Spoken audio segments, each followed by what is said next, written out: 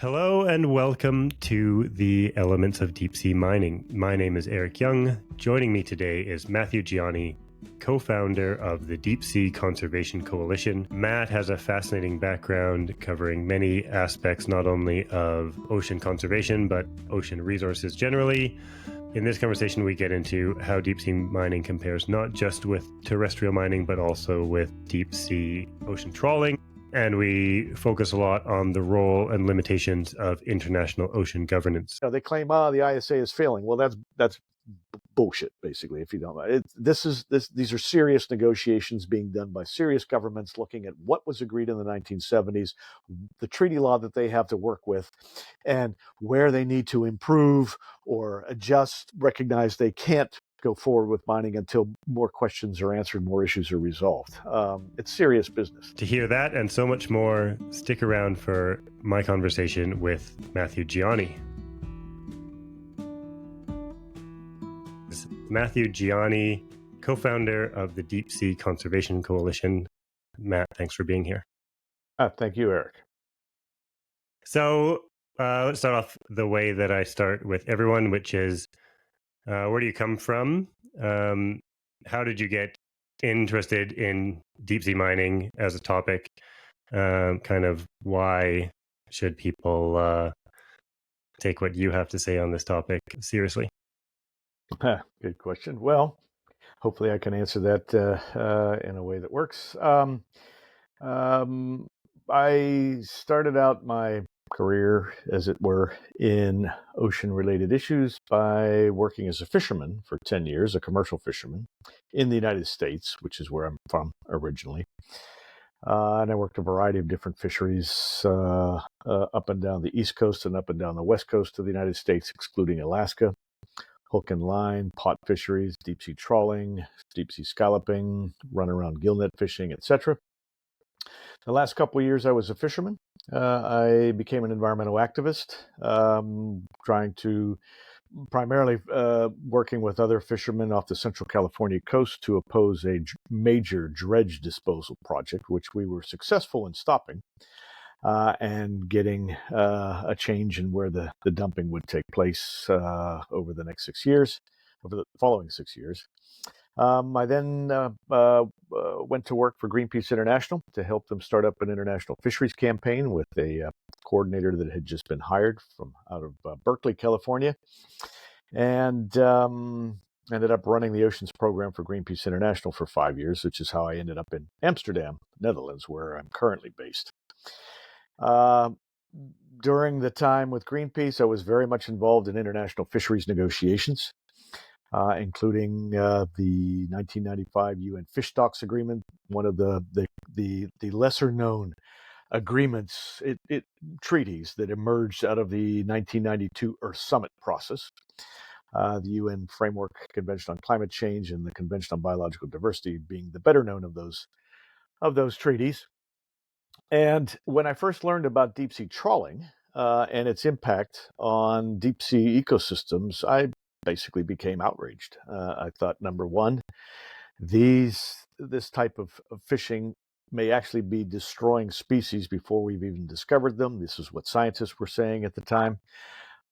And it was patently against the law, including the provisions of the 1995 UN Fish Stocks Agreement that I mentioned. And that the countries that were doing or allowing this fishing on the high seas were the champions of that agreement. So I reached out to a number of environmental organizations, including Greenpeace. I was leaving Greenpeace at the time, and said, can we pull together a coalition and try to go to the United Nations General Assembly and try to get, put a stop to this, get resolutions out of the UN General Assembly to stop the trawling on these deep sea ecosystems, to protect deep water coral habitats, deep water sponge habitats, and habitats created by all kinds of other species that live in the deep. And we were successful in getting a series of resolutions adopted by the UN General Assembly, together with countries that were also listening to the scientists and felt that something needed to be done there. And we're still working on the implementation of these agreements that have been reached through the UN General Assembly. The implementing mechanism being the so-called regional fisheries treaty organizations, which regulate fisheries on the high seas. And, we've had a lot of progress. A lot of areas of the high seas have been either formally closed or provisionally closed to bottom trawl fishing. But there are still some holdouts. Japan, for example, in the North Pacific, New Zealand in the South Pacific, that continue to authorize their vessels to do this kind of fishing in the face of, in spite of their commitments through the UN General Assembly resolutions. But it was in 2012 that I first got involved in deep seabed mining. I'd kind of kept a sort of a watching brief on it from about 2000 on.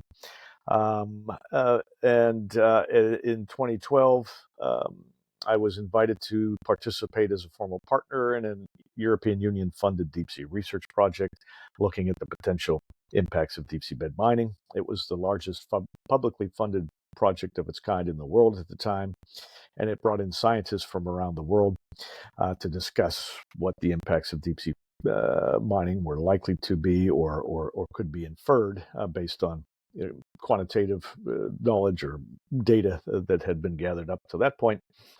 That ran for 3 years. It was called the Midas Project. And in the meantime, the Deep Sea Conservation Coalition, the group of us, decided to apply for observer status at the International Seabed Authority. We obtained that status in 2014. And we've collectively been going to all the meetings of the International Seabed Authority since then. So really got a kind of a good look at how the International Seabed Authority works, as well as the science and the scientific debates around, and social and political and legal debates around whether or not states should collectively agree to allow deep seabed mining in the international seabed area, and if so, under what circumstances. Well, so you really came into this organically. I mean, first actually fishing, and then with a kind of a local issue that brought you from fishing into fishing related activism, and then from there to trawling issues on the high seas. And so when you joined into this Midas research program, at that point you hadn't been kind of an expert on deep sea mining. They were interested in bringing in people from kind of the deep sea fishing conservation angle to give perspective on that. Is that why? I just think that's interesting if a research project starting up on deep sea mining was pulling in researchers from kind of other fields at that point.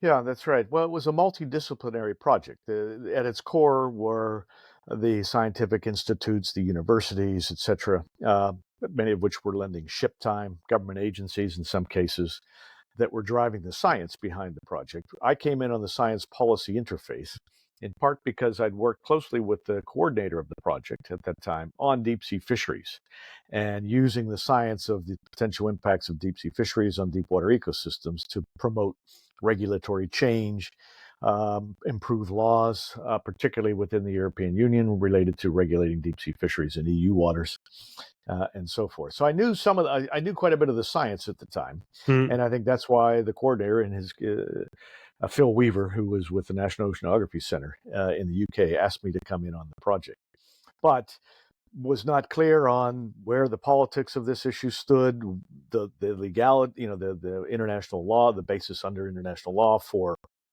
the negotiations at the International Seabed Authority, the governance issues with the International Seabed Authority and the way its decision-making processes operated, etc. That was all new to me, and like much of what I'd done prior, including as a fisherman, I learned on the job. But again, I think the experience counts for a lot, and there's a pretty high turnover amongst government officials, for example, involved in international negotiations. Often they'll get posted for 3 or 4 years somewhere, and then they'll be off working somewhere else. And so those of us, whether on deep sea fishing or deep sea bed mining, that have this sort of long view of the history of negotiations, of the history of the debate over where the fault lines or the disagreements lie, what the science says, are often at an advantage in many cases because people rely on us for, even if they may not agree with our position, on giving the background to why certain things are being discussed today or the negotiations are taking the course that they are. That's good context. So so the things that I'm hoping that we can cover, given your kind of various expertise, is yes, get into how international governance works in the deep sea mining. And it's great that you've got this background also in the international fishing kind of world. Partly because I think it's a very interesting comparison as far as how do the regulations work? How do you, like, deep sea mining is kind of sometimes put out there as, oh, we're making this up from scratch. It's the first time we've had to regulate a resource that kind of isn't within any national jurisdiction. So obviously fishing is the other comparable there. And then also because deep sea trawling is often put out there as kind of, oh, deep sea mining is going to have such a minimal impact compared to deep sea trawling, and that's the real issue. And so why aren't people who are concerned about deep sea mining making more noise about trawling, and shouldn't we kind of put this into context? So great to get your context on that also. Before we jump in, I just you said you're from Pittsburgh. How does a person from Pittsburgh get into fishing? Well, that's a long story. I was basically hitchhiking from Chicago to New York City via the Smoky Mountains. I had a couple weeks before I was going to take a job in New York and go to school, in this case at the Art Students League on 57th Street, I believe it was. But I ended up getting out to California instead. Spent a month in California having a pretty crazy time. First time I'd ever been there. Completely ran out of money. Started hitchhiking back to New York and ended up in Oregon. I finally completely ran out of money. I spent my last $1.38 and said, okay, I really need to start looking for work here now, at least to be, have enough food money to make the trip back to New York. Good 5 to 7 days cross country hitchhiking. I'd done it quite a few times already at that point. And I saw took out a map of Oregon. I was in Oregon, and there was the town Newport, Oregon, in big letters on the map. And so I thought, okay, here's a town that's probably got a manpower office or a labor force office, one of these temporary work things. And as we pulled into town at dusk on the ride that I got up from Southern Oregon, I saw a sign saying Newport, Oregon population, and I can't remember what the figure was, 6,042 or 4,064 or whatever. Mm-hmm. And I thought, oh no. So I asked around, I said, hey, what do people do for a living around here? And they said, well, you could either go cut trees or you can go fishing. And I thought, fishing, now that sounds like a kind of a cool thing to do. I was very much attracted to the coast and that whole environment, especially the West Coast. And the next morning, I walked up to a group of fishermen and said, hey, I'm looking for work as a pooler. I'd learned a little bit of the terminology there. And the guy turns around to me and he says, have you ever been fishing before? And I said, no. And he said, do you get seasick? And I lied. And I said, no, I did get seasick once as a kid. And he said, you're hired. And he was running a salmon dory. And that's how I got into fishing. And the first month I fished, I made about $20 out of Newport, Oregon. Loved Newport. The second month I fished, I ended up going well offshore on an albacore tuna boat, a couple 100 miles out. We got caught in a big storm, came back in, but made $90 for that trip. And then I finally, the following month, I got hired by a crab fishing boat by a fellow who was one of the original crab fishermen out of Crescent City, California, which is up on the northern, the California-Oregon border. And to the extent that fishing is an art, he was a master. And everybody wanted to work on his boat, but he decided to hire me. And after the first week of fishing, he handed me a check for $1,200. And I thought, okay, well, this is a profession that not only do I like being on the water, and doing this kind of work, but actually it can pay well. And that got me hooked, and I continued fishing for about 10 years altogether. Wow. Well, I mean, I like asking people at the start of these podcasts for their background, because I think it's important for when there's like a controversial issue like deep sea mining, where people have strong disagreements, that people kind of get to hear that the person pushing the opinions that they find threatening is a real person. But the stories are also, like, it's great to hear just how varied and kind of meandering people's life directions take. Especially for me personally. I love any story of someone who's made like a sort of later life career shift, and we shouldn't feel locked into whatever we've been doing for the last 10 years. and do that for the next 30 years. So, but okay, so let's jump in. Yeah, I guess maybe let's start with this kind of question of bottom trawling in terms of impacts. Just what do you think when someone says, deep sea mining is so much less impactful than bottom trawling? I don't know, you could take on that kind of comparative argument, or also be great if you just educated the listener on like bottom trawling is a real additional concern that people should be aware of, and if deep sea mining's has brought you to kind of thinking about environmental impacts in the deep sea, then here's a primer on the worry about bottom trawling. Well, I like your suggestion. Let's take a look at this in the broader context. I agree that bottom trawling is in the deep ocean is probably the one activity that is most like deep seabed mining in terms of its impact on slow growing, ecosystems and species that live in the depths, whether on seamounts or in on the deep abyssal plains. But I think the real comparison to me, the two is, I mean, the bottom trawling, deep sea bottom trawling has been devastating to deep ocean ecosystems, particularly seamounts and oceanic ridge systems and other areas of underwater, so-called underwater topographical features, hills, knolls, guyats, banks, etc., that lie in deep water and support organisms that are highly vulnerable to destruction by deep sea trawling. You're dragging several tons of heavy machinery across the bottom to catch fish, and in the process, pretty much destroying everything, in the benthic environment, or at least impacting everything in the benthic environment. Most of which is highly vulnerable to either damage or mortality as a result of the bottom trawl fishing, the collateral damage of bottom trawl fishing, as it were, and doesn't recover easily, if at all. But where deep seabed mining could reach a similar scale as bottom trawling has in the deep ocean, particularly in areas beyond national jurisdiction, which cover about about 2/3 of the world oceans, i.e., the areas beyond the 200-mile limits that coastal countries all have. And depending on how it evolves and how much, for example, the ISA, the International Seabed Authority, would permit.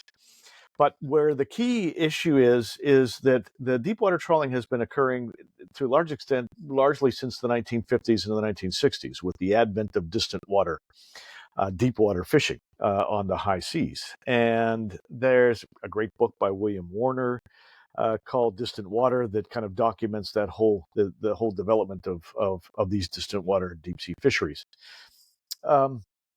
And what the world is doing now through the UN General Assembly process, which we were very much a part of initiating in the early 2000s, is trying to correct the problem, recognizing the extent of the damage being caused by bottom trawling, and that had been caused by bottom trawling in deep ocean areas, and committing states to correcting the problem through the regulatory bodies, the regional fishery management organizations or treaty organizations that regulate deep water fishing on the high seas. And the broader context of this, I think, and it really comes through in the UN General Assembly resolutions that have been adopted to address this problem since 2004, calling for urgent action to stop the destruction of deep water ecosystems from bottom contact fishing. Consistently refers to the importance of the biodiversity in the deep ocean. And this is in the broader context of global commitments, increasingly, increasingly urgent global commitments being made by states, countries at the highest level to halt and reverse biodiversity loss. I mean, you can go all the way back to the Earth Summit in 1992, but certainly the World Summit on Sustainable Development in 2002, on through the Rio +20 conference, the Sustainable Development Goals adopted in 2015, etc., that call for basically building the resilience of ocean ecosystems, restoring ocean ecosystems, and halting and reversing biodiversity loss. And that's entirely what the UN General Assembly resolutions are designed to do. When you look now at deep seabed mining, and you realize that the biodiversity loss is going to be substantial. Even a single mining operation in the deep abyssal plains in the Eastern Pacific, where most of the commercial interest currently lies, would end up largely destroying or significantly damaging anywhere from 20 to 40,000 square kilometers of deep ocean space, deep ocean seabed ecology and biodiversity for very small quantities of metals in terms of the current overall global supply of metals mined terrestrially. And if somehow that industry took off economically, my view certainly is based on 11 years of experience, participating in International Seabed Authority negotiations and workshops and so forth, is that if it became economically viable, it would be extremely difficult for the International Seabed Authority, no matter how good the regulations it may, eh, eh, eh, eh, you know, adopt to regulate the mining, it would be extremely difficult for the International Seabed Authority to essentially constrain the runaway development of that industry. Hmm. Big money would pile in, the politics would come through with that, the political pressure would follow. And if big states and big multinationals wanted to buy into deep seabed mining and invested in it, it would be extremely difficult for the ISA to basically say no to any country that wanted to apply for a deep sea mining license, either on behalf of its own self, its own national agencies, ocean related agencies, or on behalf of private companies.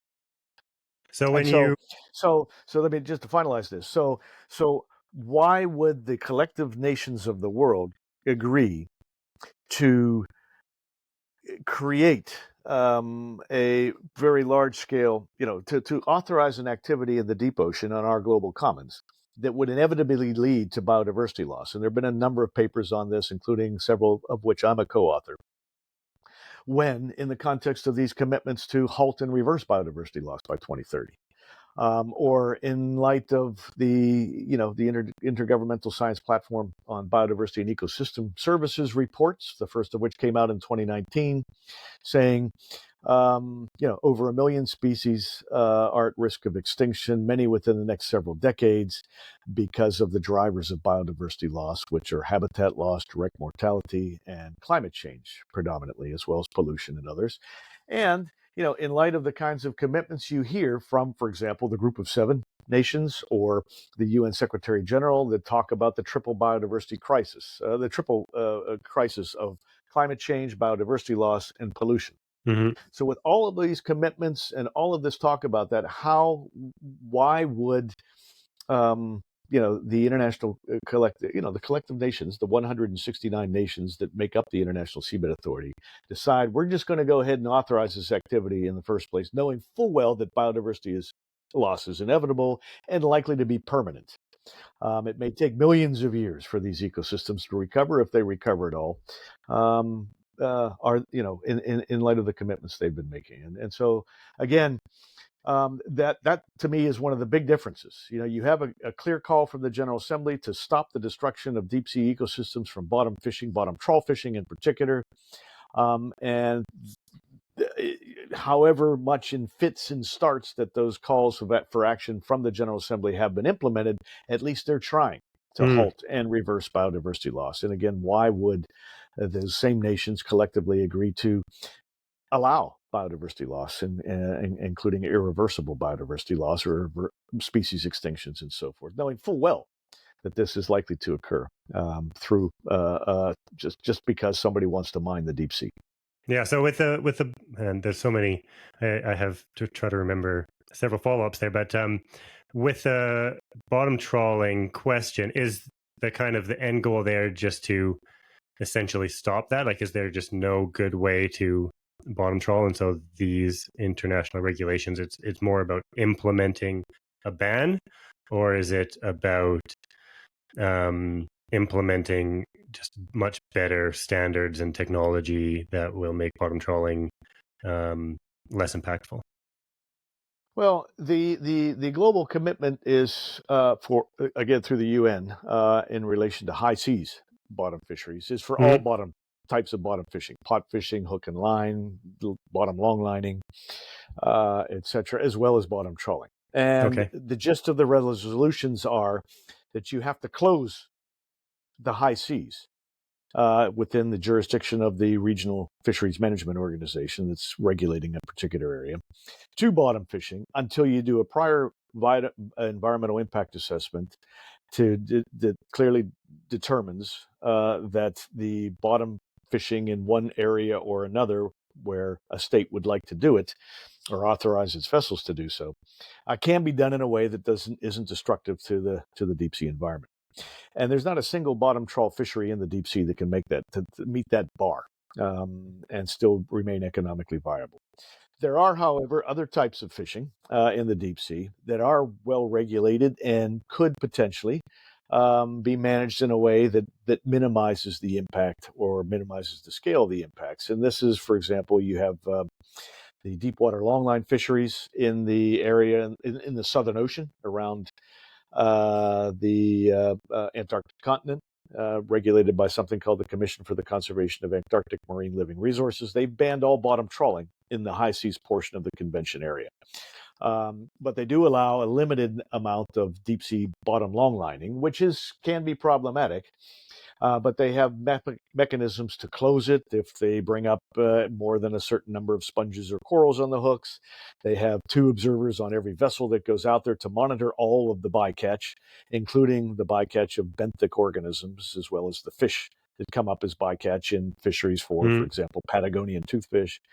So there are some artisanal or small scale handline bottom deep water fishing, for example, off the Azores or the Madeira Islands in the Atlantic, where there's a tradition going back 100 years or more of handlining, for example, for species like black scabbard fish, which is espada negra, I think, in Portuguese, and is a kind of almost a, it's a national dish in Portugal. Mm. Now, there is other types of fishing for black scabbard fish, which is not nearly as benign, or at least as is much more damaging than the bottom hand lining. But so we're not saying there has to be an end to all bottom fishing in the deep sea, but certainly bottom trawling has to go. And when you look at bottom trawling, there are different. When you're trawling shallower water areas, have different types of impacts on ecosystems that may have a fairly high turnover of species or adaptability of species to disturbance,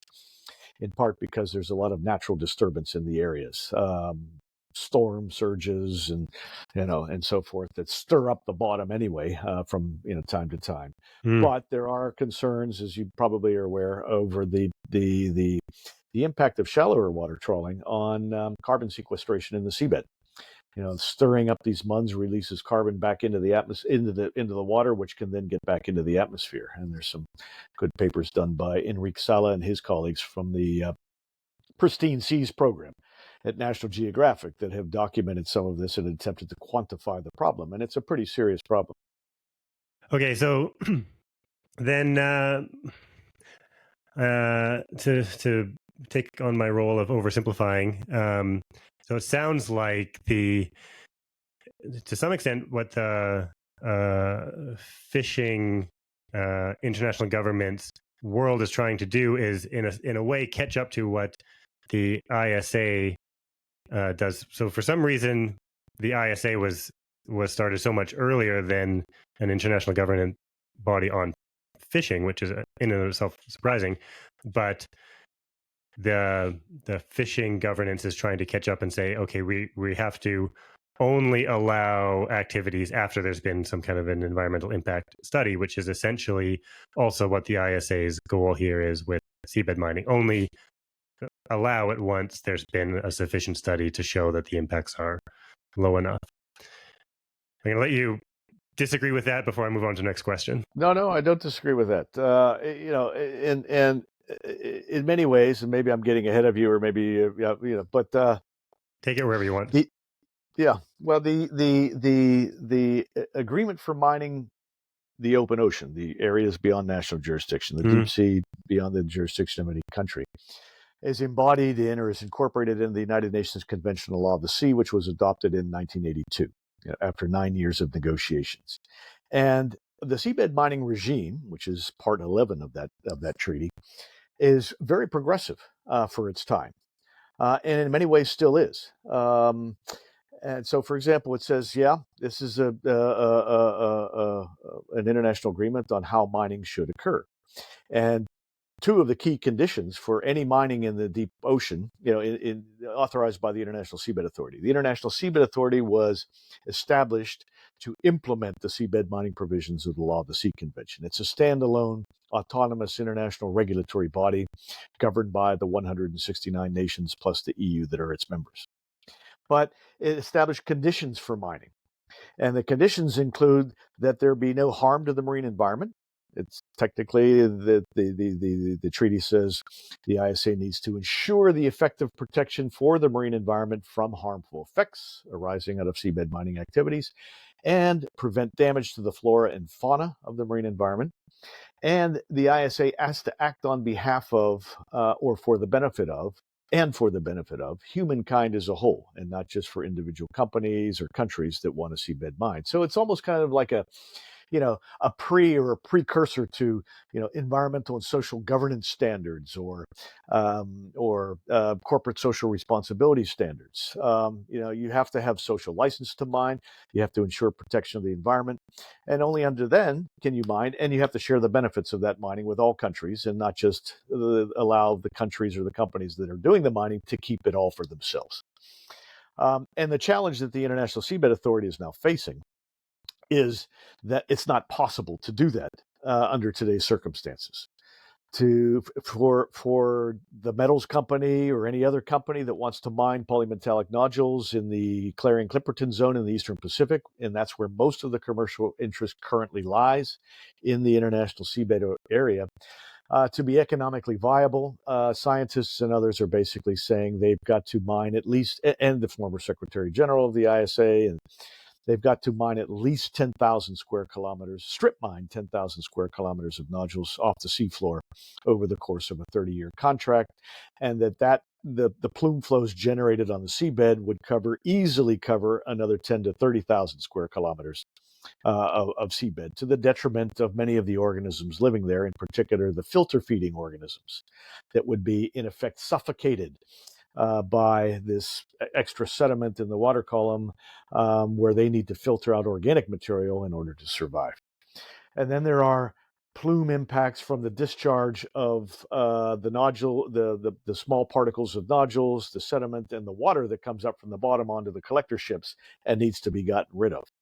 And that could have effects. It's likely to have effects. Nobody knows how broad the effects are on species and ecosystems in the deep midwater column, and maybe even shallower areas as well. So it could affect migratory species such as cetaceans, sea turtles, sharks, etc., in the Eastern Pacific or across the Pacific.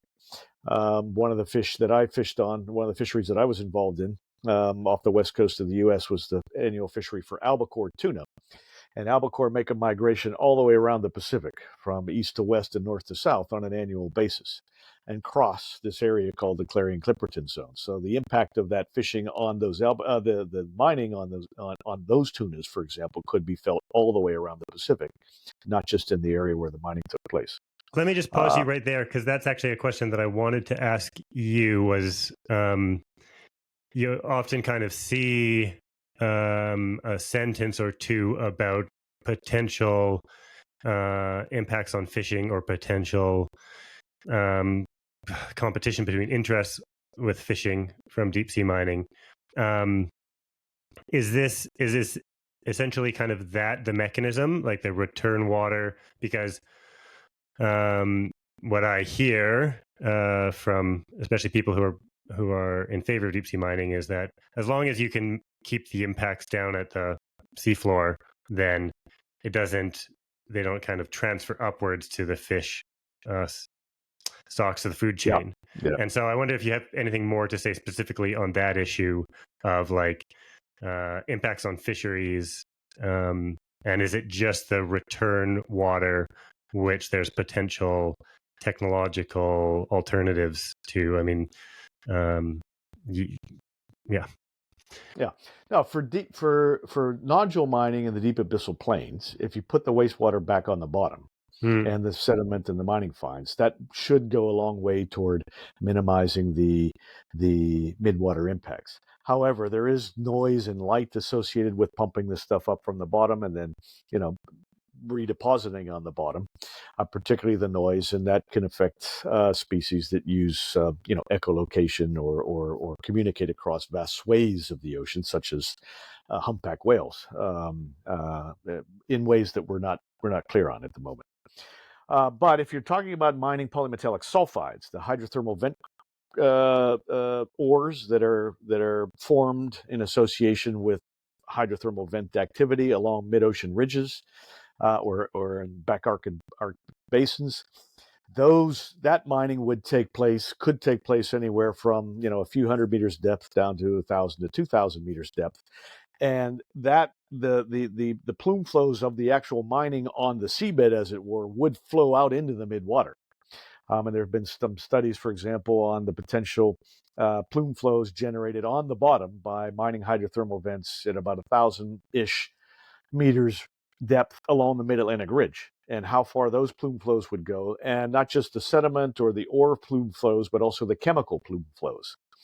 So you have, for example, chemical contamination, which may not be, or in this case, heavy metal contamination, copper in particular, which may not be visible, but it could flow for tens, if not 100 kilometers off the ridge system, and both rise and fall depending on the currents and so forth.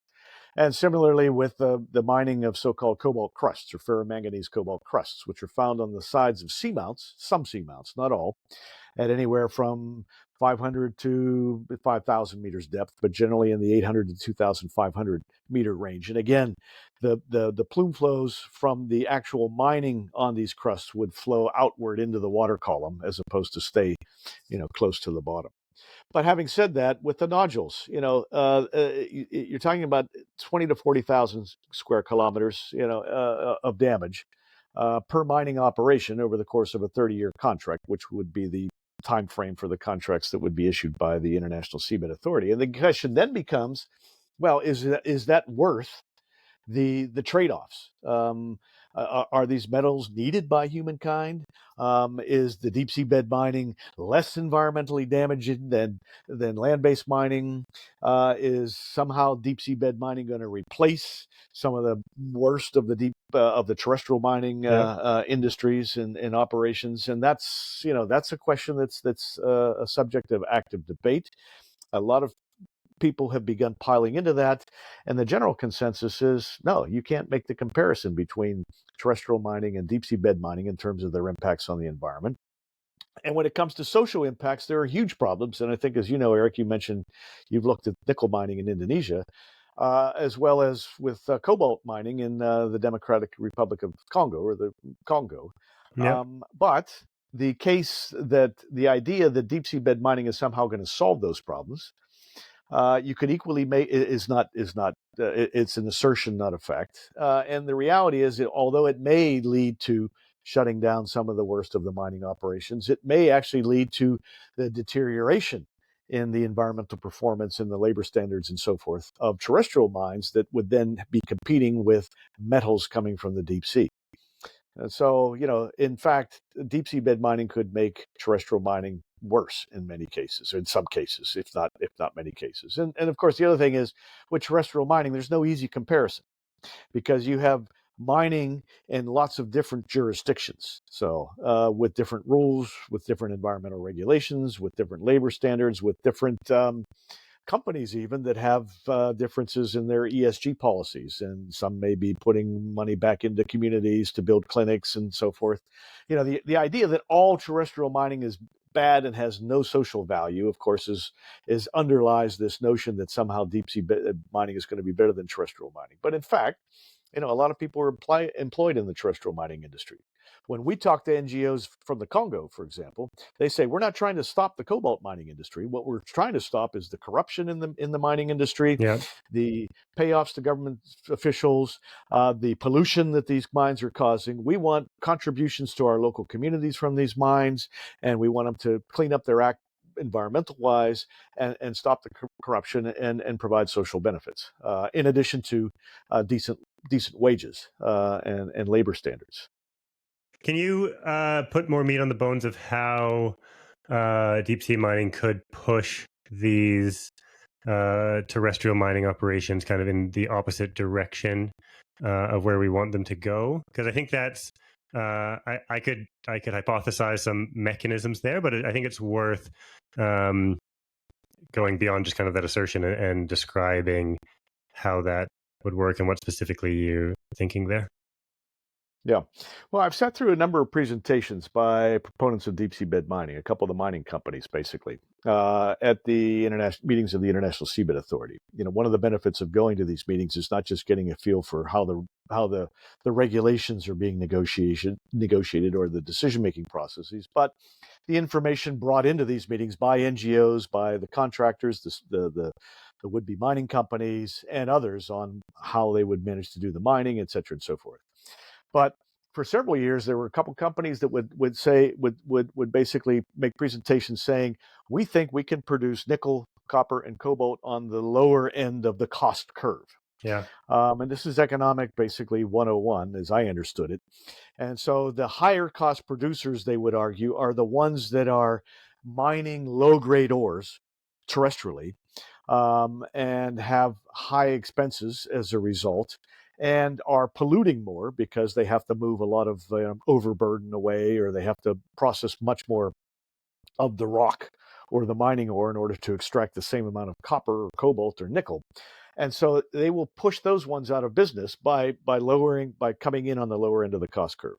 Mm-hmm. But one could equally and that may be true in some cases, but it's equally possible, or to envision a process whereby those ones at the upper end of the cost curve are up there because the environmental regulations under which they operate are much more stringent. The labor costs that they incur are higher than in certain other countries.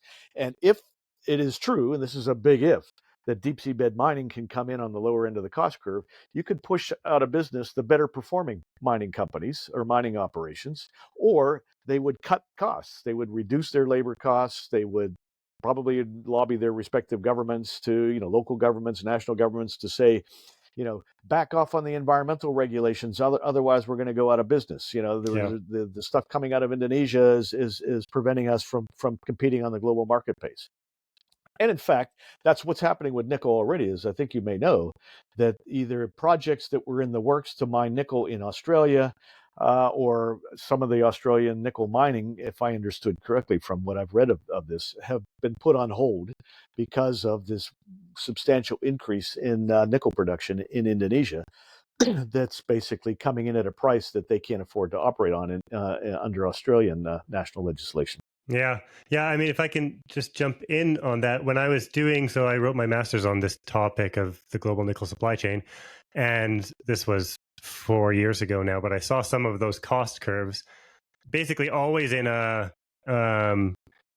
like in a company presentation that I could never publish them. So it was difficult to get good information there. But we had this hypothesis, basically the same as what you said the operators have, was that it looked like the higher cost producers were the kind of lower ESG, having higher carbon footprints, higher biodiversity footprints. So we had this kind of assumption that there was really no downside to making more kind of good mines. They would push the bad mines out of kind of the competition, and then the opposite happened, like you say. And I talked to a number of people in the mining space. I think I've said this multiple times on this podcast. They all told me mining has too much economic momentum, economic inertia. They won't shut down. They'll just suffer multiple years of running at a loss. But Indonesia ramped up its production of the kind of most impactful production, and then we saw a lot of these good producers leave the market. One of the things that I learned in that is that, especially in nickel, a lot of those cost curves are impacted by the byproducts. So Russia, one of the biggest nickel producers, one of the most environmentally destructive nickel producers, also just happens to have a lot of platinum group metals along with their nickel, and so their cost curves show that nickel is coming out very cheaply, but that's because they're producing other things at the same time. Cobalt is a big byproduct of nickel, so it's a complicated picture that's tied into many things. Absolutely. I spent multiple years looking at this. So anytime I get a chance to talk about it, I feel like, oh, here's an opportunity to do something with it. Yeah. Well, the same is true of cobalt as a byproduct of copper production in the Democratic Republic of Congo, in the Congo. Yeah. So even if you say we're going to ban imports of cobalt from the Congo, which produces about 60 to 70% of the world's supply, I think it's probably up to 70 by now. Again, they've ramped up production substantially over the last several years, much more quickly than ISA, International Seabed Authorized mining, could ever do. Not because that they were taking advantage of increased prices in the cobalt market, but primarily because they ramped up production of copper, and to the extent to which they've now imposed a temporary ban on the export of the cobalt. They're still mining it because they're not going to throw it away. They're getting it as a result of the copper mining, which they're continue to sell on the international marketplace. But because the price has come down so far that they're basically stockpiling it until they get a better price for this stuff, and then they'll put it back on the market again.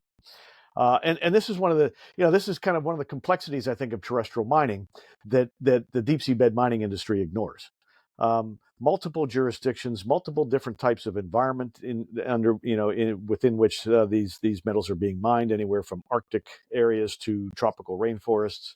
The fact that many of the deep sea the terrestrial mines are producing multiple metals, and you hear this from the deep sea mining, proponents. We've got four metals. We got four mines in one. We get four metals out of these nodules.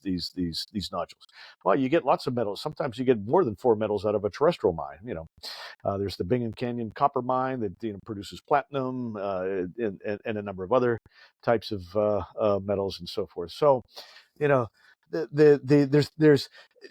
and on top of this, in terms of the interplay between deep sea bed mining and terrestrial mining, there is no global agreement that basically says for each mining operation that is authorized by the International Seabed Authority, one of the worst of the mines, terrestrial mines, will be shut down, that's producing the equivalent amount of metal.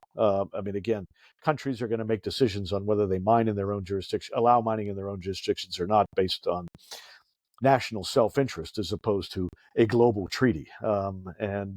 Again, I think my own view, having looked at the various arguments, including from the European Science Academy's advisory council, which came out and said that the idea that deep sea bed mining is somehow better than terrestrial mining is misleading, both in terms of social impacts as well as environmental impacts. Verena Tunnicliffe at the University of University of Victoria in British Columbia, recently published a paper in Nature with her colleagues saying you can't make this comparison, but rather than opening up a whole new frontier of damage in the deep sea, why not work to make terrestrial mining more responsible and invest in circular economy initiatives. Let's make better use of what we've already dug out of the ground rather than throwing it away and digging up more. Again, the United Nations Environment Programme's financial initiative back in 2022 issued a report and basically said the same thing. There's no conceivable room for deep sea bed mining in a sustainable blue economy. The better approach for investors would be to invest in improving terrestrial mining standards and to invest in circular economy initiatives. It's even Deep Green, the metals company, one of the strongest, loudest proponents of deep sea bed mining, that is pulling out all the stops to get a mining license from somebody somewhere, issued a report, a life cycle analysis report. Let's look at the global supply. Let's see what's better, deep sea bed mining or land-based mining. We need these metals. In addition to their exaggerated estimates of future demand for metals, primarily for batteries, for cobalt and copper, primarily for building electric vehicles. Their own report basically concluded that you cannot make a comparison of the environmental impacts of deep seabed mining with terrestrial mining because A, we don't know enough about what's in the deep sea to be able to make that comparison. And B, the longevity of these impacts, not to mention the irreversibility, but they simply said longevity of the impacts is different, is likely to be a factor. And on that issue, I mean, scientists are pretty clear. Three of the world's leading scientists on nodules in the Clarion-Clipperton zone that were edited an entire issue of the journal Marine Biodiversity dedicated to just the Clarion-Clipperton zone, this area of the Eastern Pacific where the commercial mining interest is seabed mining interest is highest, basically said, up to half of the species, the larger species, the metazoan species, in that area that have been discovered to date are likely to be nodule obligate species, meaning they depend on the nodules for some portion of the life history, or they are species that depend on the species that depend on the nodules. And they basically say these species, these organisms, these ecosystems that are formed by these organisms will take millions of years to recover because it will take millions of years for the nodules to grow back after a mining operation, and that even the sediment infauna, the organisms living in the sediment around the nodules, may take hundreds to thousands of years to recover from a mining disturbance.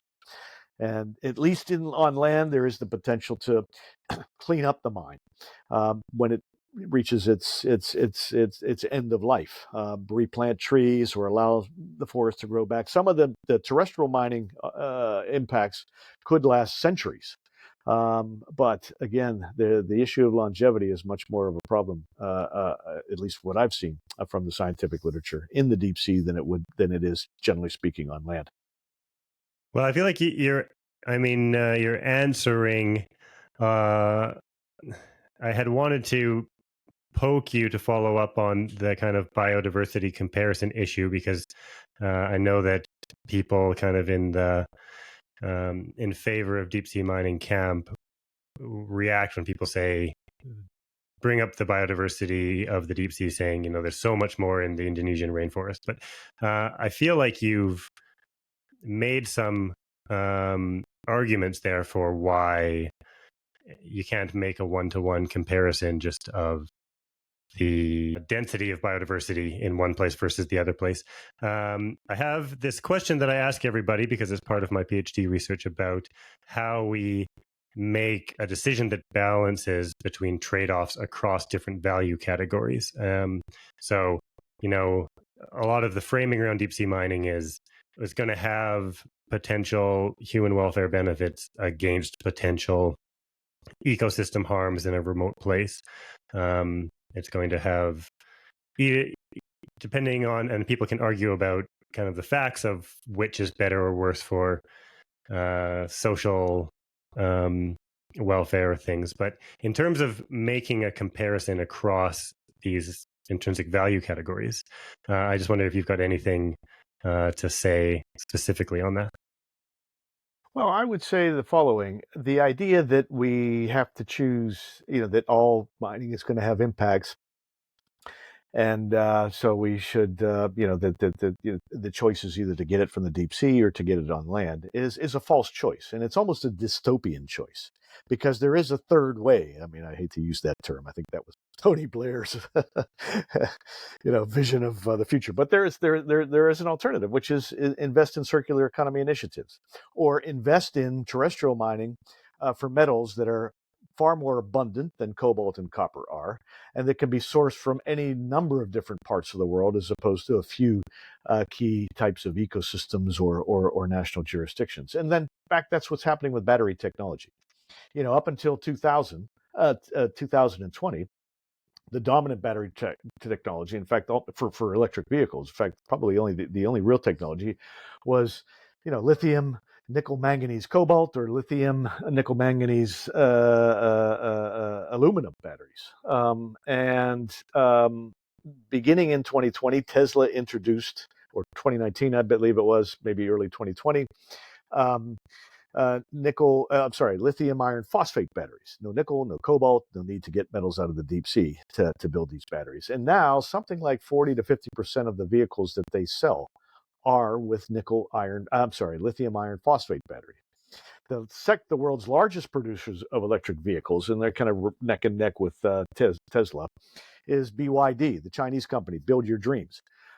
Again, they only sell electric vehicles with lithium iron phosphate. And now I think it's either NIO or one of the other Chinese companies is starting to sell batteries with sodium, replacing the nickel. And so, Replacing the lithium. Lithium. Yep. And so, that's a third way. The other thing is, and this is a statistic that drives me nuts, but the International Telegraphic Union, I think based in Geneva, puts out periodic reports. I don't think they're quite annual reports, but on how much e-waste is thrown away every year.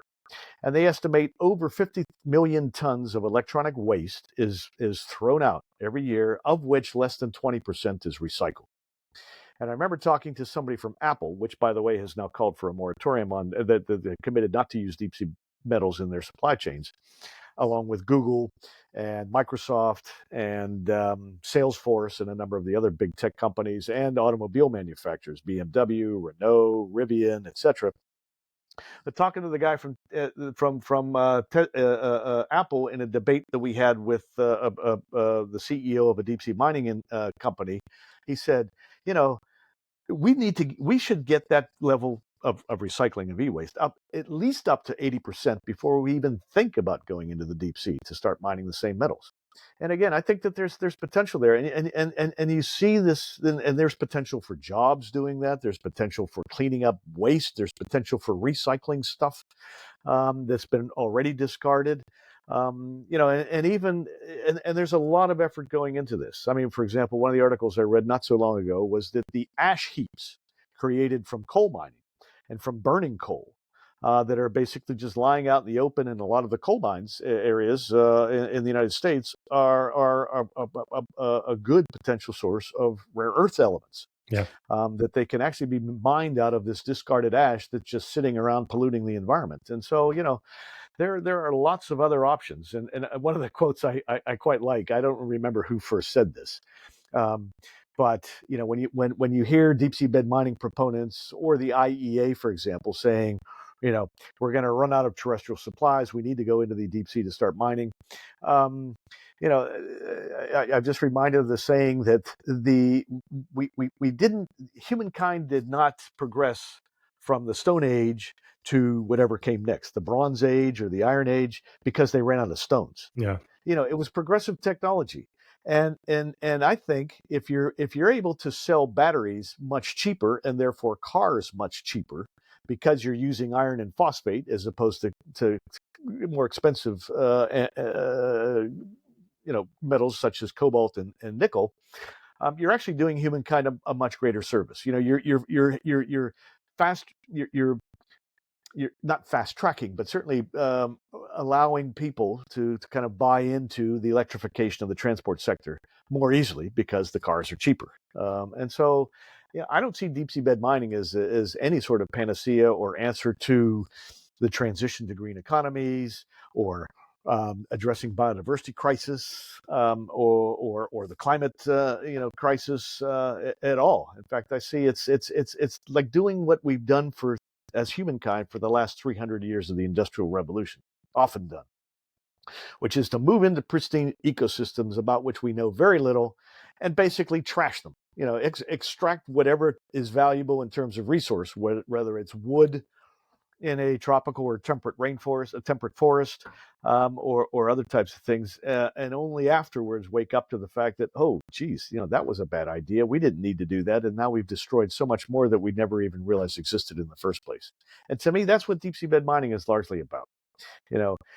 Are we going to make the same mistakes that we've been making for the last 300 years of industrial resource extraction? Have we learned from those mistakes? What is the rush to go deep seabed mining when the actual amount of metal that's going to come out of these deep seabed mines is a fraction of what's already being mined terrestrially, and even less when you take into consideration what's already being recycled, particularly cobalt, copper, and nickel.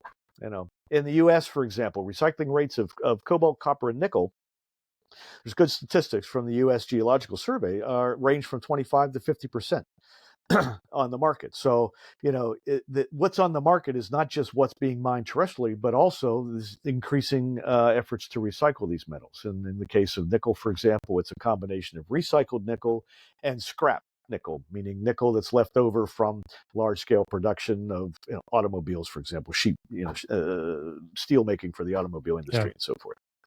And there's a lot of potential to increase those amounts without having to go open up a whole new area of the planet to industrial resource extraction and waking up in 50 or 100 years and say, boy, those people made a mistake doing that. And now we can't turn back the clock because tens of millions of jobs are dependent upon deep seabed mining, hundreds of billions or trillions in market value, in terms of stock value or of the companies that are involved in it are on the line here, and so forth and so on. We've now become addicted to cheap metals from the deep sea, and we can't stop it. So again, I think that.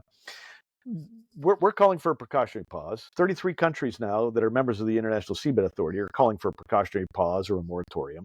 And that's one of the reasons why. They don't see the need for these metals to come out of the deep sea. They don't see the benefit to humankind as a whole, which is an obligation on the part of the ISA. And they see that the potential for environmental destruction is huge, given the sheer scale of these mining operations, particularly for nodules. And so there's no obligation that the International Seabed Authority has to give anybody a mining license, no matter how much money they've spent. $250 million, for example, is what TMC claims. A collective group of contractors say we've spent $2 billion since the early 1980s doing these exploration surveys and so forth.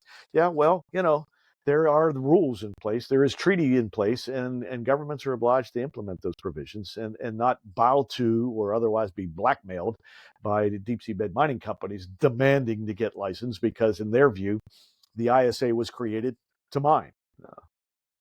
On that specifically, what about the 2-year rule? I guess we're jumping a little bit ahead, but just when you say the ISA doesn't have any obligation, I could hear someone saying, well, yeah, but there was this 2-year rule where they said they would have some regulations finished and they didn't hit that. And so does that create an obligation? Well, it's a very good question, Eric, because it points to weaknesses in the governance structure of the ISA. The legal provisions of operating on behalf of humankind as a whole and for the benefit of humankind and preventing damage to the marine environment or harm to the marine environment are very clearly established in the United Nations Convention on the Law of the Sea.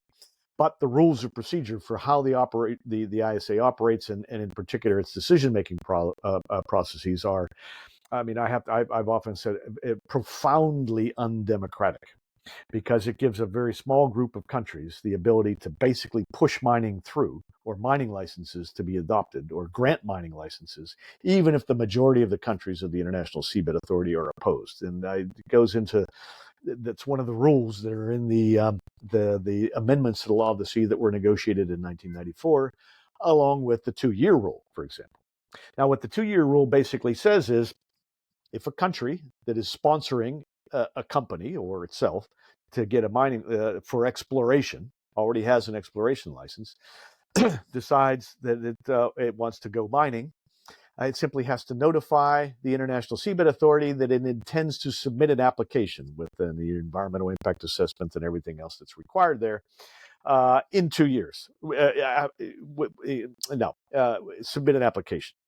And so the language of this agreement, this 94 agreement, which is part of the Law of the Sea Convention, basically says if that happens, that triggers a 2-year period within which either the Council has to adopt regulations so that the mining company or the country that's responsible for it or sponsoring it can apply under full-fledged regulations, or if the Council of the International Seabed Authority has not adopted those regulations, then the Council shall consider and provisionally approve an application for a mining license under any rules, regulations, or procedures that have been adopted provisionally at that point, or the general provisions of the Law of the Sea Convention. And what after the 2-year rule was triggered by Nauru, which is the sponsoring state for the metals company, because the metals company had to get them to do that in order to complete a merger with what's called a special acquisitions company, so that the merged company, which is now called the metals company, could launch on the NASDAQ stock exchange. And they only had a few months left to do this, and they needed now to trigger the 2-year rule to convince the investors in the other company to agree to the merger. Um, the council decided after the 2 years that, okay, we haven't adopted regulations, and one of the reasons that many countries gave for not adopting the regulations is because it's not possible, based on the limited understanding we have of of the species and ecosystems in the areas that would be impacted by the mining. And therefore an inability to fully understand how you could prevent those impacts or minimize those impacts or regulate those impacts, the impacts on species that you don't even understand or know exist yet. Basically countries argue we cannot meet our obligations under the Law of the Sea Convention through issuing a provisional license at this point in time. Basically two reasons, a number of reasons, but two key reasons. One is because we don't have the sciences to make the science is not available to make the informed decisions on this. And number two, the amount of royalties that would come into the the International Seabed Authority for sharing out to the rest of the nations of the world would be so small that it's not worth the ISA to issue mining licenses in light of its obligations to share the wealth, as it were, as part of its obligation to benefit humankind as a whole. And that's where it stuck. And so the 2 years came and passed. They triggered the 2-year rule in July of 2021. Nauru did. July 2023, the 2-year period expired. And the council made a decision saying, okay, we don't have to give even a provisional license now that 2-year rule period has expired, and we still don't have rules and regulations. We will decide how we're going to handle an application if and when it comes in before the regulations are adopted. And that's where it currently stands. And Nauru, for example, in March of this year was demanding to know, well, what procedure will the council use for our contractor? And the response from the council was, well, we agreed. We'll only decide that once an application comes through. TMC has been threatening to apply for several years now, and they still haven't done it. So if and when we see it, that's when we'll make a decision on how we're going to handle this application. And there are a variety of ways they can do that under the Law of the Sea Convention. There's ambiguity in some of the provisions of the Law of the Sea Convention, which were left to governments after the ISA was set up to iron out, rather than during that 9-year process of negotiation in the 1970s and early 80s. Well, then let's go to this, the recent developments. And so the metals company, as everybody knows, has now applied to the United States government for consideration to mine in the international waters. So I want to get your perspective on that, and I want to get your perspective kind of from the framework of international governance. Why is international governance hard for those of us who never really think about it? How is it different from national governance? What are the main things that we should be thinking about when we are trying to understand this shift from a UN body potentially regulating something in international waters to a national government? No, good question.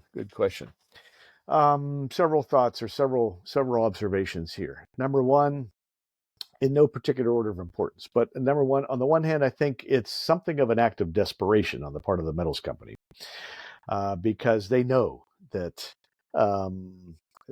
first of all, the member countries of the International Seabed Authority, many of them are not happy with TMC and what it's gotten Nauru to do. Triggering the 2-year rule in the middle of the pandemic when nobody could negotiate anything, constantly pushing to get a license, allegations of collusion with the Secretariat of the ISA going all the way back to the 2000s. This was in a New York Times investigative piece that was published in August of 2022 between the ISA Secretariat and the metals company, or its its progenitors, I guess, regarding confidential information on where the best nodule areas are likely to be in the Clarion-Clipperton Zone that are only accessible by developing countries, et cetera, and so forth. So there's a lot of ill will there. But secondly, states have legitimate differences of view over how to implement the provisions of the Law of the Sea Convention. What is harm to the marine environment? How do you define and operationalize that? How do you monitor what would happen in the marine environment if you did give a mining license? The organisms at 4,000, 5,000 meters depth, the mining operations at those depths. How can you possibly regulate mining's impacts on species and ecosystems that haven't yet been discovered? And there are, so all these kinds of questions are still on the board. And how do you decide on a royalty regime, both and fair compensation to humankind for basically handing over this common property, so-called common heritage of humankind, to private interests or state interests, individual state interests, and other things like compensation to developing countries. And this is where it gets into tricky economics. So there is a provision in the Law of the Sea Convention that basically says that the ISA has to compensate developing countries whose economies are significantly adversely impacted by the ISA authorizing mining for the same metals that they're mining terrestrially. And the developing countries, in particular the African countries, are demanding that the formula for that compensation be agreed before any mining is authorized. So there's all these issues on the table. TMC recognizes that. They claim, the ISA is failing. Well, that's bullshit, basically, if you don't know. These are serious negotiations being done by serious governments looking at what was agreed in the 1970s, the treaty law that they have to work with, and where they need to improve or adjust or somehow, recognize they can't go forward with mining until more questions are answered, more issues are resolved. It's serious business. I don't want So they've gone to the U.S. Yeah, well, I don't want to completely derail your train of thought, but I have this question about kind of like, can international governance like this work when I compare the ISA to like how a parliament or a Congress in the US works? There's kind of parties, and there's a lot of kind of enforcement mechanisms within a party to make people vote as a block, then that causes legislation to get passed, even in context of kind of imperfect congruence of opinion. Whereas with the ISA, there's 169 different voting countries. There's no kind of enforcement mechanisms. I wonder if you can give any insight on just kind of, especially that you've done this also in the international fishing context. How do you get this to work? Can it work? Well, that's what countries are struggling to come up with a workable governance structure or regulatory structure under the auspices of the UN Convention on the Law of the Sea and the ISA. Where I think, though, where in the fisheries world, where, for example, you have a situation where the only country that can actually physically take enforcement action against a fishing vessel that's operating outside of the rules under international law is the country whose flag that vessel is flying. Nonetheless, over this last 30 years, both countries, as well as the United Nations Food and Agriculture Organization and these regional fishery management organizations, have come up with ways of if not ensuring enforcement, at least making it very difficult for these vessels to operate. And how? Well, through prohibiting so-called IUU, illegal, unreported, or unregulated fishing vessels from entering their ports, to prevent fish caught by these vessels and other vessels flying the flags of these flags of convenience in these sorts of unauthorized fleets or from entering their markets, and putting pressure on the companies that own these vessels. You often have companies from a country like Spain, for example, that has in the past flagging their fishing companies, flagging their vessels to Belize or to Togo or to Cambodia or whatever, in order to evade the rules that Spain itself would impose on a vessel flying the Spanish flag. And they have been proven, they've been proving effective, not entirely, but there's a lot of pressure on this, and there's been a diminution of the so-called IUU, or illegal, unregulated, unreported fishing on the high seas.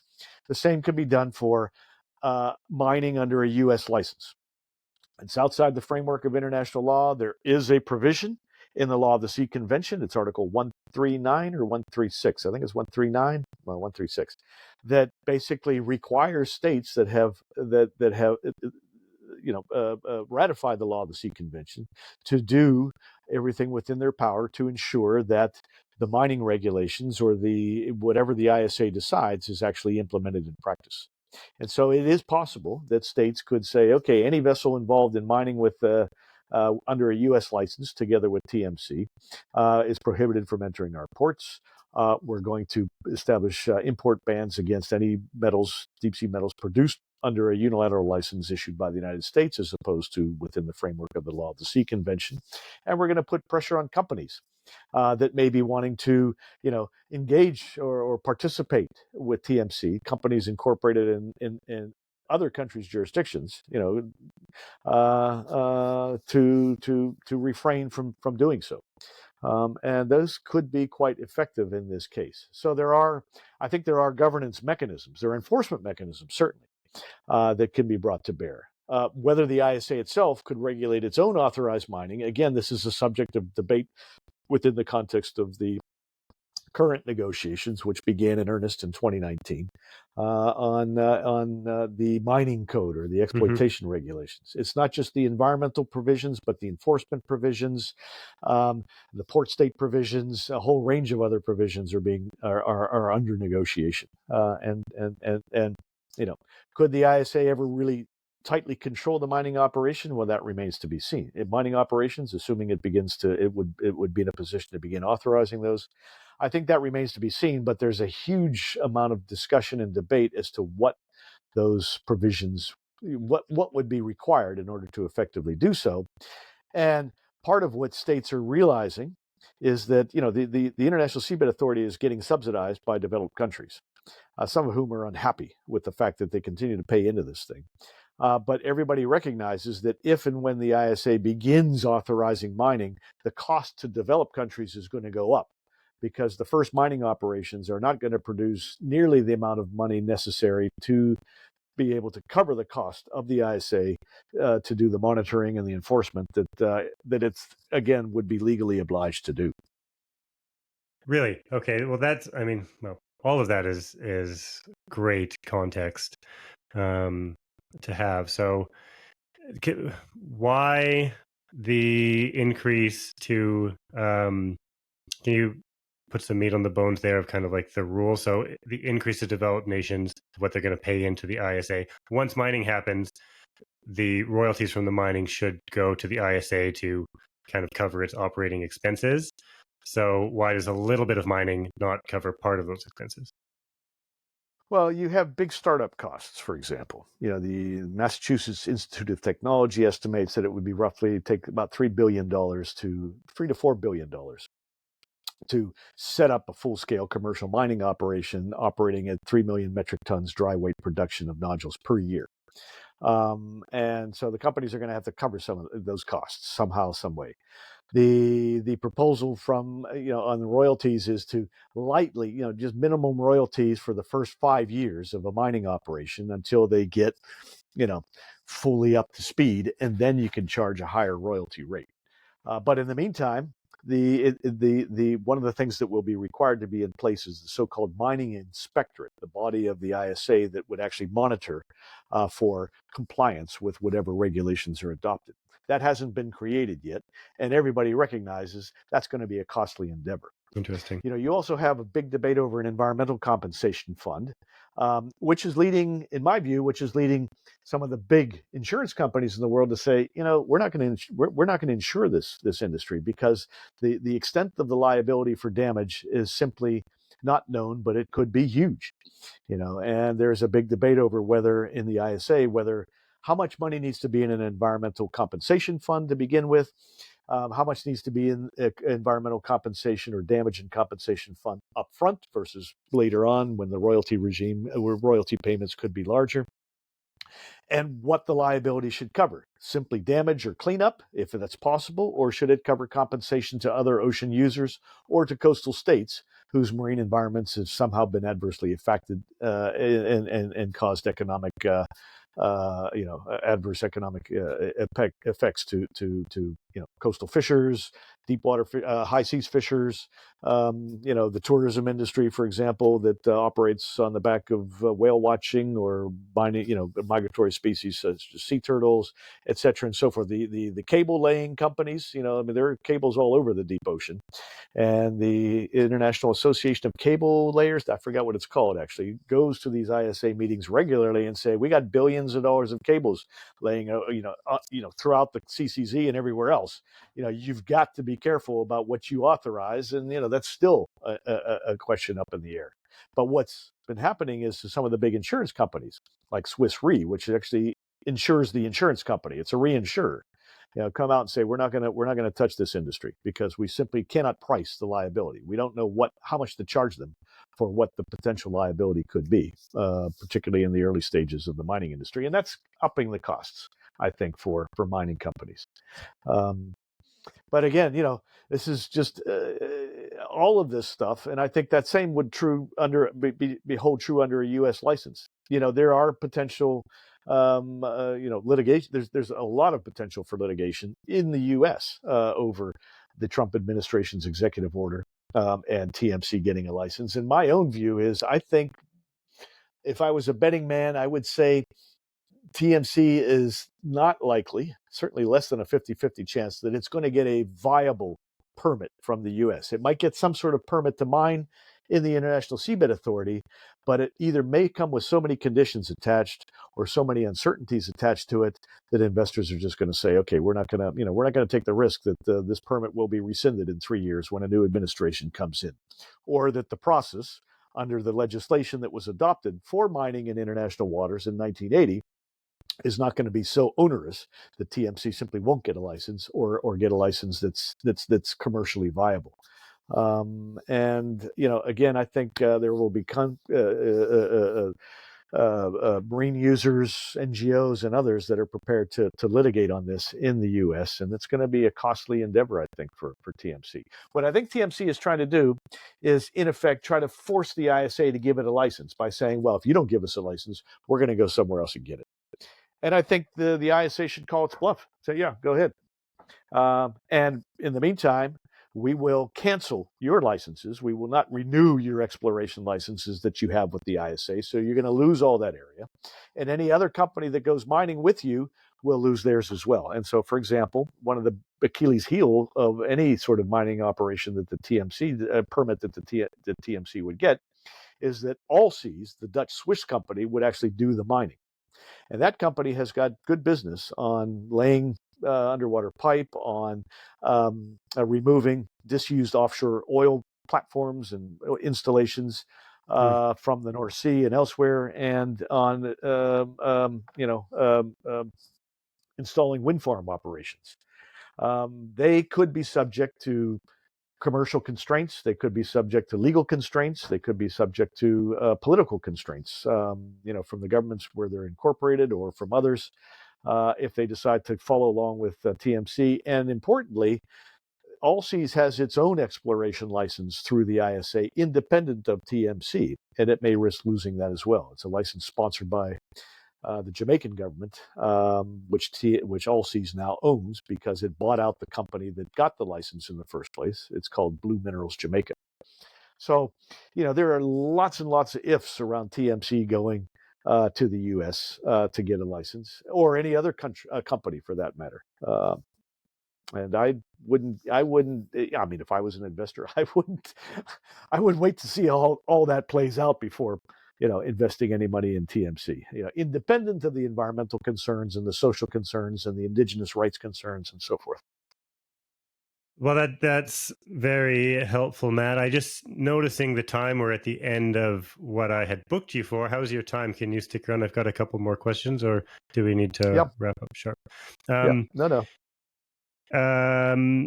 On this, I guess a specific question is, you mentioned that your organization supports a precautionary pause. Do you have a specific time frame on that? First of all, is a precautionary pause just the same as a moratorium? And do you have kind of details of what you're pushing for or what you'd like there? Or is it a general, like we'd stop until we know enough to proceed? Well, I think, yeah, it's a combination of the two. First of all, precautionary pause and a moratorium are basically the same thing. The word moratorium sets alarm bells ringing in some countries, so precautionary pause is the preferred wording of a pause, of a no mining unless or until. Mm-hmm. And the key is going to be the conditions under which that would be agreed or adopted by the ISA, whether it's called a precautionary pause or not. For us, the conditions need to be that would ideally what we would like to see is the adoption of a general policy by the overall ISA itself through the assembly of the ISA. This is something that under the seabed mining provisions of the Law of the Sea Convention, the assembly, the supreme body of the ISA, does have the authority to do that would ensure that, consistent with current commitments made through the Sustainable Development Goals to build ocean resilience, to recover degraded ecosystems, and the pledges at Rio Plus 20 to halt and reverse biodiversity loss, the leaders' pledge to halt and reverse biodiversity loss signed by over 100 heads, no, almost 100 heads of state in 2021, I believe it was, et cetera, to say, okay, this is how the provisions of the Law of the Sea Convention in the 1970s, the seabed mining provisions calling for preventing harmful effects from deep seabed mining and protecting the fauna and flora of the marine environment, should be interpreted in light of everything that's evolved since then in terms of international policy and international law specific to the marine environment or more generally to biodiversity conservation. And to ensure that no mining is permitted unless there is a clear social license to mine, that somehow the ISA has convinced the world that this is going to benefit humankind and not destroy future possibilities, for example, for obtaining marine genetic resources in deep ocean ecosystems that could be used for developing new drugs or cures for diseases, and that the marine environment will be protected. And my own personal view is it may be possible to mine under those conditions at some point in the future, but today we're very far from that possibility, given the economics of the mining for the metals that are of interest to the deep seabed mining companies, and what we understand of the scientific information of the impacts of these mining operations would be. And then the other thing I wanted to follow up on is kind of early on, you mentioned it's important to go slow now because it's going to be hard to pull the brakes later. And I just would like to hear more about your thinking on that. I feel like it ties into this. People often will present deep sea mining as, well, it's actually what we're talking about is a very small impact, at least in the beginning. We can start it slowly, see how it goes, and if if it doesn't end up being profitable, if it doesn't end up being beneficial, then we can stop it. And maybe it sounded like you had a response to that. Well, yeah. I mean, I often quote a well-known Italian deep sea biologist who, when asked by his government, how do we minimize the impact of nodule mining? His response was, it's impossible to minimize the virtual obliteration of everything living in the areas where the mining would occur.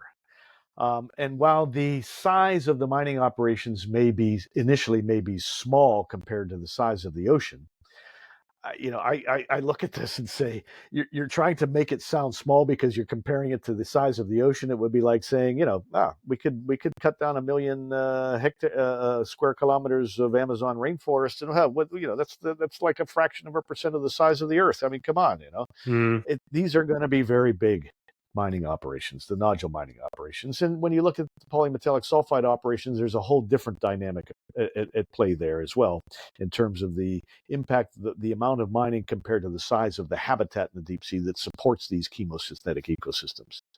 And so, I think go slow, by simply preventing the mining from occurring until you have a full understanding of what the impacts are likely to be, and whether or not they can be prevented, or the harm to the marine environment can be prevented or reduced to minimal types of impacts. And that's simply not possible today. But what we do know from scientists is that the damage is likely to be severe and long term, given the size of these mining operations and what they will remove and what they will leave behind on the seabed. Again, primarily looking at nodule mining, which is where most of the attention at the ISA has gone. So, coming back to your question, the pause makes perfect sense. There's no need to get these metals out of the deep sea, especially if these mining operations are going to be small. And again, as I mentioned earlier, our fear is that if they do prove profitable, and the governance structure is not firmly in place, and that's far from being the case as well at the ISA, then the money is likely to pour into this industry. The big mining companies or big investors will buy out the wildcatters, the same kind of dynamic you see with offshore oil.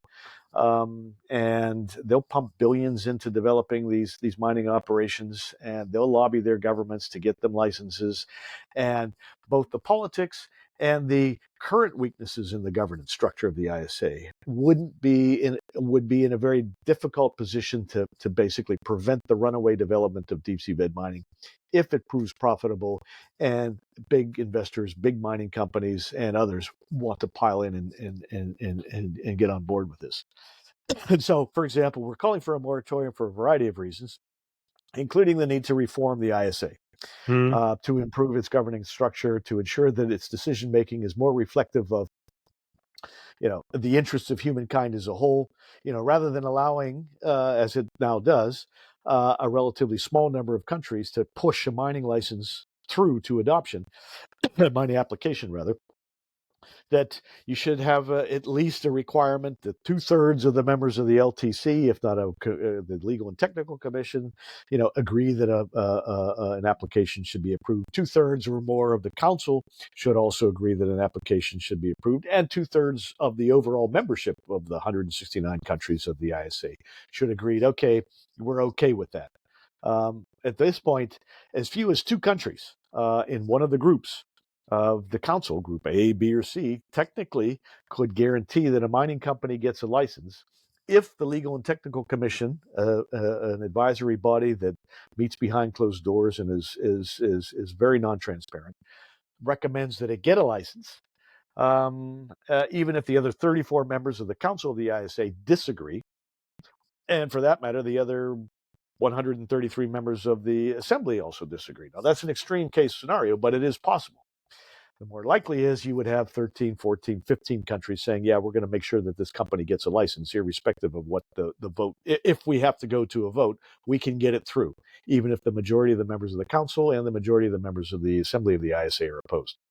So again, that's part of the reform we're looking at in terms of the governance structure, just one area, before the ISA is in a position to make informed decisions that would benefit all of us, as is its legal obligation. Yeah, well, that's what I thought I had kind of heard you say, is that given that it's an inherently difficult situation to govern for a number of reasons, easier to govern, easier to kind of control it while the industry is small before it becomes profitable, and I could this is kind of a new argument. I'm not sure that I've heard this before, and I could see that it's one that will kind of be engaged with from both sides, that I think it's worth getting out there. That's interesting. Well, let me give you a concrete example. It's hypothetical, but you have on the Council of the ISA, which is the main decision body, a number of countries that are sponsoring contractors for exploration: China, India, Belgium, UK, Germany, France, Kiribati, Singapore, Jamaica, etc. I think altogether it's about 13 countries. Poland. Now, if there are provisions in the Law of the Sea Convention that say basically there has to be the principle of non-discrimination. That if any country that applies within reason should be granted a mining license. You can't just give a mining license to one country and not another. And I cannot envision the possibility that if all these countries wanted to mine at some point, that the ISA would be in a position to say, okay, Belgium, you're first. China, you're going to have to wait 5 years. Singapore is next. Nauru, come back in 2030 and resubmit your application. Singapore, I'm sorry, but we'll come back to you in like 10 years' time. If they all start applying, it's going to be extremely difficult politically for and licenses are have already been given out to one or more countries. It's going to be extremely difficult for the ISA, the Council of the ISA, to vote no against any of the other countries that would want to come in and apply for mining licenses as well. And that's a political reality that would override, or at least would facilitate the use of voting procedures and decision-making procedures that are one of the weaknesses of the ISA's decision-making process. Well, okay. Well, that's fascinating and new to me, and probably a good place to wrap up. So, first of all, thanks very much for your time today, and I've learned a lot. I'm sure this has actually been interesting for the listener. So I appreciate you putting me on your priority list.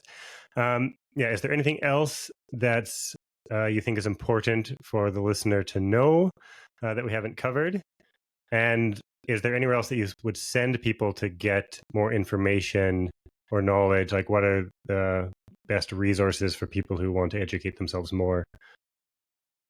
Well, just two final points I'd like to make. Number one, there are climate change implications, concerns around deep sea bed mining, particularly its impacts in the water column. The oceans absorb about 25% of the excess CO2 we're pumping into the atmosphere every year. And a lot of that is done through the activity of the so-called biological carbon pump, which operates in the water column from the surface all the way down into the deep sea areas. And we don't want to mess with probably the greatest natural sink we have for carbon on the planet, given the challenges we face with climate change over the next 10, 20, 50 to 100 years. But secondly, again, I come back to what I said earlier is why should we open up a whole new frontier of resource extraction in a part of the planet that's remained largely untouched to date, but that is already under stress from pollution, from plastics, and from climate change? Ocean acidification, deep ocean warming, reduced POC flux, meaning food coming from the surface down into the deep sea for the organisms that live there, when it's not needed, when it's not necessary, simply to benefit a few countries or companies that want to make money off the deal, or that have decided that they want to get their critical raw material supplies from the deep ocean rather than switch to better alternatives, recycle, or get them from where they traditionally get these sources from, these metals from. And I think that's an ethical issue for humankind. It's not just a legal issue or a moral issue. To me, that's an ethical issue. I mean, we know what we're doing to the planet. We know what we're doing to other species. We know what we're doing to the habitats. We no longer can use ignorance as an excuse. And for the countries of the world to collectively decide we're just going to go out there anyway and destroy these areas, knowing full well that we may lose species even before we've discovered them, but we want to go mining. To me, that's immoral.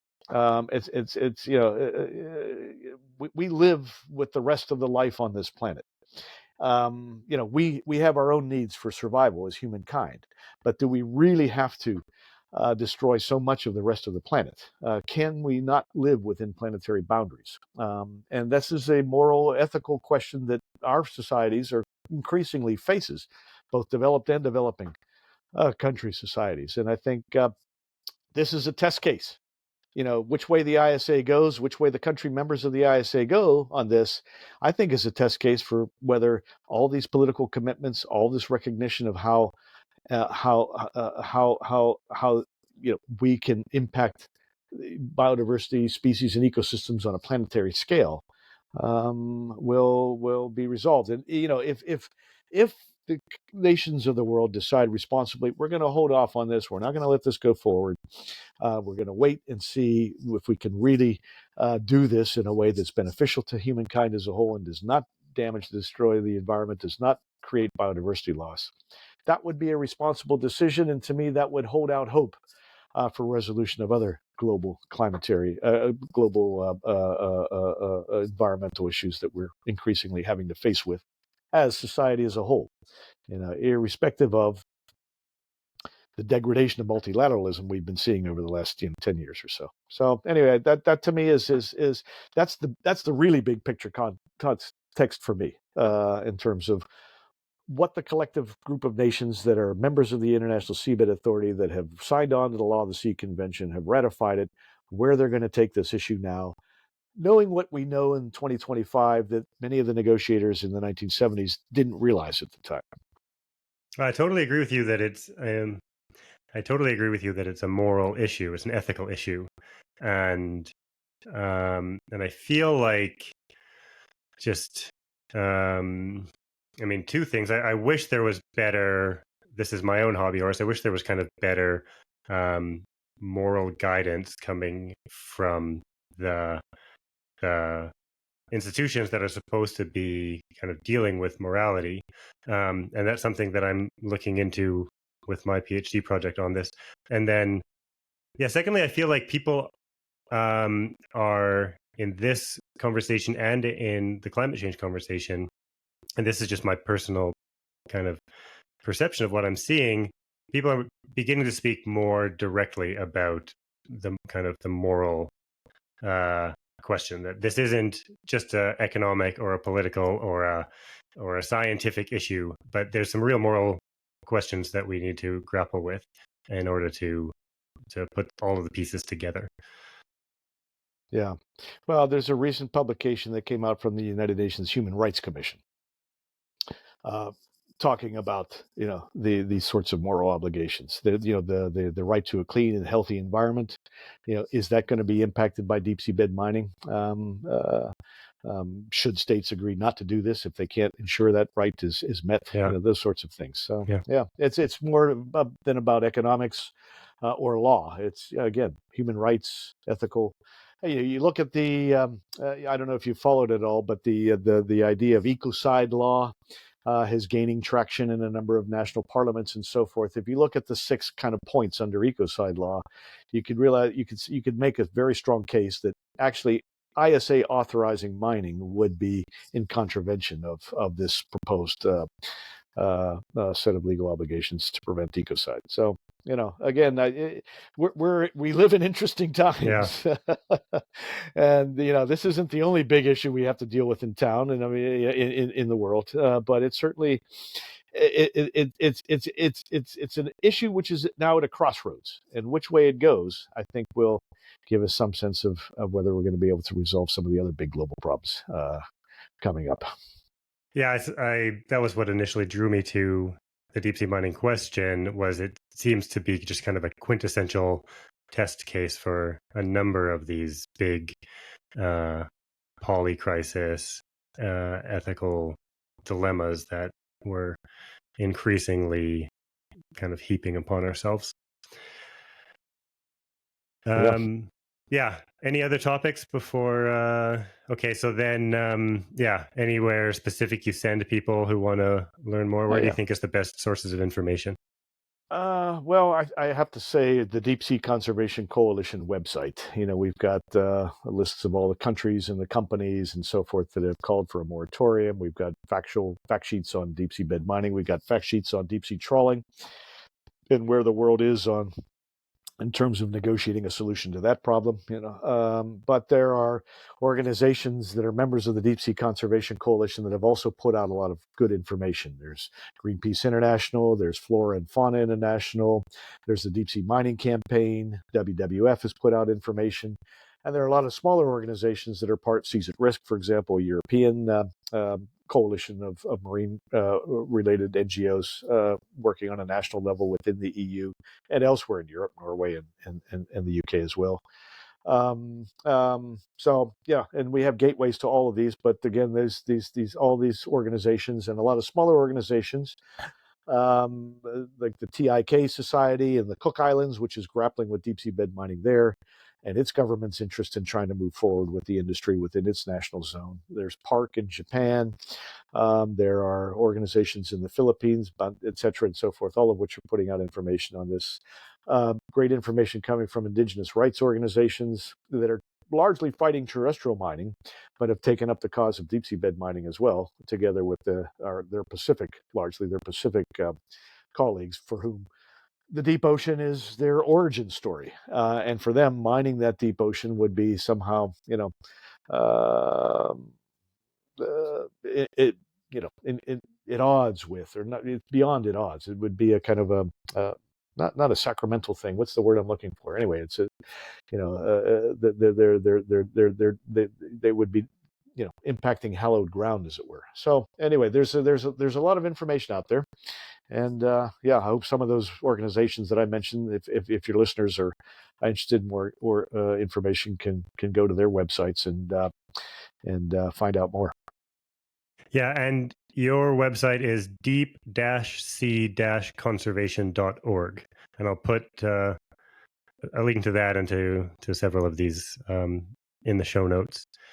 Okay, and great. then Thanks, where Eric.